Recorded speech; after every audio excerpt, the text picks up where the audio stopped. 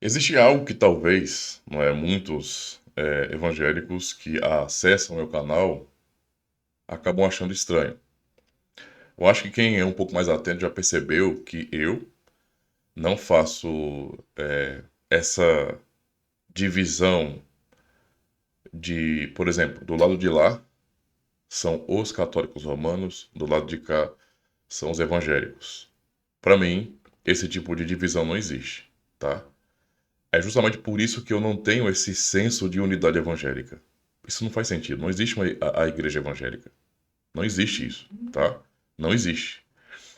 Porque as denominações que levam esse nome, elas são, né, muito diferentes entre si, né? É claro que há muitas ramificações da mesma denominação que mantêm certos princípios iguais, mas no geral existe um abismo muito grande. Então, por isso que eu entendo que eu vejo como evangelicalismo é um antro de relativismo, tá? Não representa a Igreja de Cristo, não representa o que é cristão de fato, né? Eu vejo uma bagunça, onde cada um constrói o seu próprio império e cria a sua própria igreja. É isso que acontece, tá? Então, não existe unidade evangélica para mim. Sendo assim, é por isso que eu não tenho, por exemplo, nenhum problema de falar de denominacionalismo ou de alguma igreja evangélica em particular, embora que eu não fique citando nomes, né, eu cito assim de vez em quando, mas não para ficar especificamente atacando aquela denominação, mas eu não tenho dificuldade de ver aquela denominação como eu vejo a Igreja Católica Romana. Para mim é uma coisa só. É uma mesma coisa, não muda nada para mim. Tipo, não, mas é uma igreja evangélica. Isso quer dizer o quê? Quer dizer o quê, necessariamente? Que ela é melhor do que a Igreja Católica Romana? Quer dizer que ela é mais fiel do que a Igreja Católica Romana? Eu não acho. Eu não acho. Se eu não conhecer, não é, a doutrina e a prática, então eu não vou dizer que é uma igreja melhor, mais fiel, mais santa, mais pura. Não, porque eu não sei.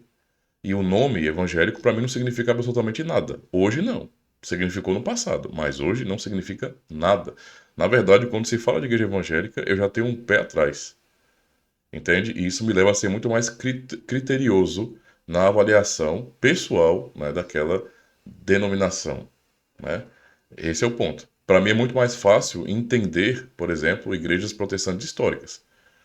Ou a Igreja Católica Romana. Eu sei o que é a Igreja Católica Romana, sei as diferenças da Igreja Ortodoxa, sei por que são distintas, sei o que são, quem são os luteranos, o que é a Igreja Luterana, o que é a Igreja Anglicana, o que é uma igreja, por exemplo, congregacional, né?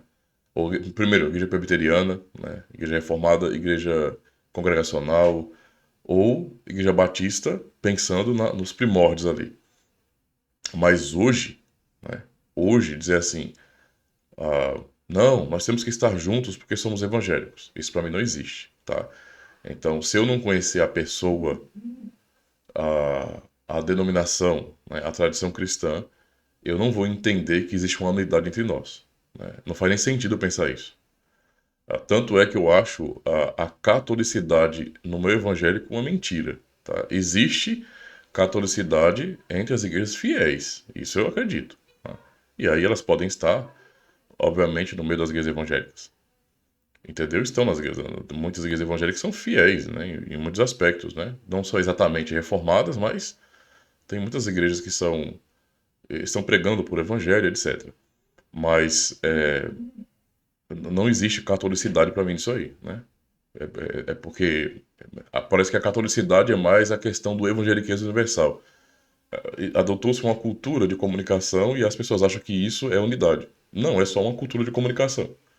Por quê? Porque a doutrina é diferente. E doutrina ser diferente não é uma questão secundária, não é uma questão pequena, é uma mudança radical e absoluta. Não é uma questão secundária, tá?